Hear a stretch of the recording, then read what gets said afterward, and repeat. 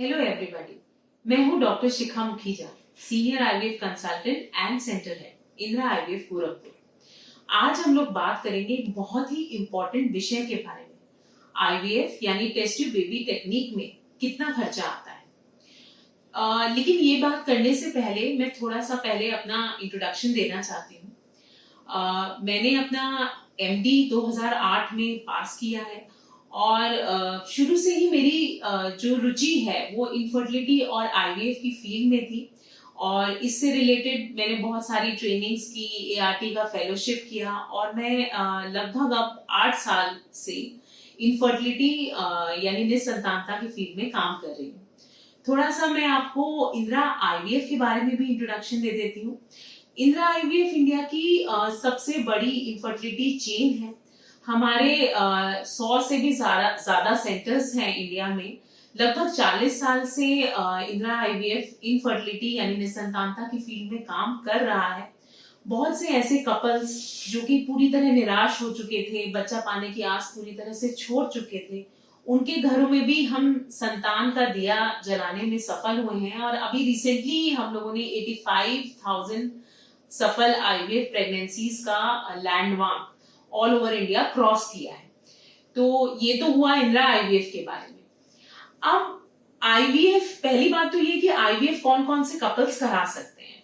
तो वो सभी कपल्स जिनका वाइफ का ट्यूब, फैलोपियन जो ट्यूब है वो ब्लॉक है, या बहुत साल से निसंतानता से लड़ रहे हैं और सब तरह का दवाई या ट्रीटमेंट करने के बाद भी प्रेगनेंसी नहीं लग रही है, या कई सारी बार आईयूआई फेल हो चुका है तब भी प्रेगनेंसी आईयूआई द्वारा भी नहीं लगी है, या फिर नसबंदी कराई हुई है, या फिर बहुत अधिक उम्र है जिसमें महिला के अंडे कम हो गए हैं या खत्म हो गए हैं, या पुरुषों में भी स्पर्म का कम होना या नील होना, साथ में महिलाओं में सीवियर पीसीओएस होना, मतलब कि महिला के अंडाशय में सिस्ट का होना।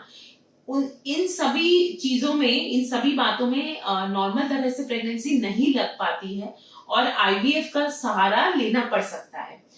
तो ये मैंने बताया कि आईवीएफ किन किन कपल में किया जा सकता है।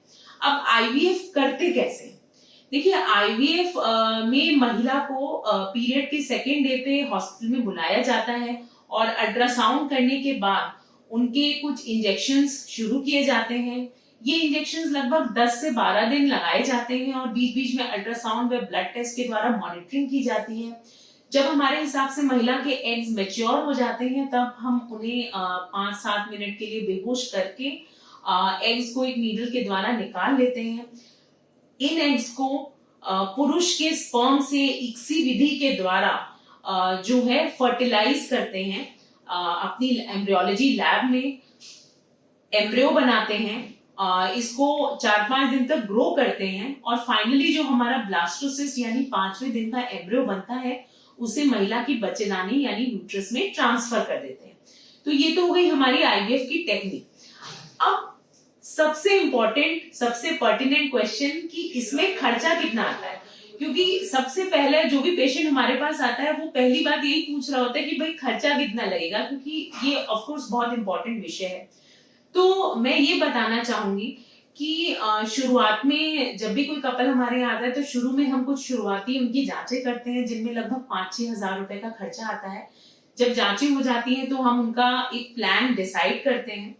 मोस्ट ऑफ द केसेस में जो आईवीएफ का खर्चा होता है लगभग 1 से 1.25 लाख का होता है। अब इंदिरा आईवीएफ में क्योंकि हम लोग मैक्सिमम केसेस में जो लेजर और ब्लास्टोसिस जैसी जो आधुनिक तकनीकें हैं जिसकी वजह से हमारी सक्सेस रेट बहुत अच्छी है, उन सारे ही केसेस में हम लोग कोशिश करते हैं कि इनका इस्तेमाल हो। तो लगभग खर्चा इनको मिला के लगभग 1.5 लाख के अराउंड होता है, प्लस साथ में कुछ दवाइयां लगती हैं। तो मोस्ट ऑफ द केसेस में तो ये खर्चा लगता है। कभी कभी कुछ सिलेक्टेड केसेस हो सकते हैं जिनको किसी एक्स्ट्रा सर्जरी की जरूरत हो, जैसे कि लैप्रोस्कोपी, मतलब अगर महिला की ट्यूब में पानी भरा हुआ है, या खून की गांठ जिसको हम एंडोमेट्रियोमा बोलते हैं, या फिर महिला की यूट्रस में फाइब्रॉइड है, तो इस सब के लिए लैप्रोस्कोपी करना पड़ सकता है, जिसके लिए 25-30 हजार का एक्स्ट्रा खर्चा आ सकता है, या सिर्फ हिस्ट्रोस्कोपी करना पड़ सकता है जिसका लगभग 15 हजार का खर्चा होता है। तो ये कुछ एक्स्ट्रा कॉस्ट हो सकती है।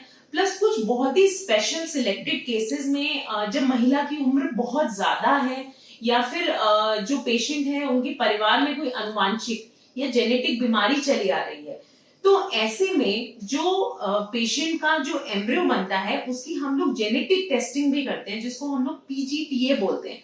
मतलब एम्ब्रियो जो हमने बनाया उसका एक बायोप्सी करके उसका जांच करके देखते हैं कि वो जो एम्ब्रियो है वो जेनेटिकली नॉर्मल है कि नहीं, और सिर्फ जेनेटिकली नॉर्मल एम्ब्रियो को ही ट्रांसफर करते हैं। ये बहुत ही सिलेक्टेड केसेस में हम लोग करते हैं। तो इसकी भी अगेन कुछ एक्स्ट्रा कॉस्ट होती है, 10,000 पर एम्ब्रियो की कॉस्ट होती है। तो कहने का मतलब ये कि एक नॉर्मली हर केस में एक बेसिक कॉस्ट होती है, कुछ एक्स्ट्रा कॉस्ट हो सकती है कुछ स्पेशल केसेस में। तो इसके बाद हम लोग आईवीएफ की प्रक्रिया का कंप्लीशन एंड होता है एम्ब्रियो ट्रांसफर से, मतलब जब हम एम्ब्रियो महिला की बच्चेदानी में डाल देते हैं। सो वो हमारा एंड प्रोसेस है। इसके 15 दिन के बाद हम लोग जो पेशेंट है उसको बीटा एचसीजी की जांच के लिए बुलाते हैं। और इस अवधि में क्योंकि आईवीएफ प्रेगनेंसी एक बहुत ही प्रेशियस प्रेगनेंसी होती है, तो कुछ महंगे हार्मोनल इंजेक्शन में दवाइयां चलती हैं। तो आप मान सकते हैं कि 15,000 के लगभग इन दवाइयों का कॉस्ट होता है। प्लस प्रेगनेंसी में कुछ कुछ ब्लड टेस्ट और अल्ट्रासाउंड बीच बीच में कराए जाते हैं जिनकी कुछ कॉस्ट हो सकती है। So that's it. मैंने आपको काफी डिटेल में बताने की कोशिश की कि आईवीएफ के क्या कॉस्ट हो सकते हैं, और होपफुली आपके सभी क्वेश्चंस का जवाब मिल गया होगा। और भी अगर आपकी कोई क्वेरी हो तो आप हमें कॉल कर सकते हैं हमारे हेल्पलाइन नंबर पे, और हमसे मिलने हमारे डायरेक्ट सेंटर पे आ सकते हैं। सो आज के लिए इतना ही।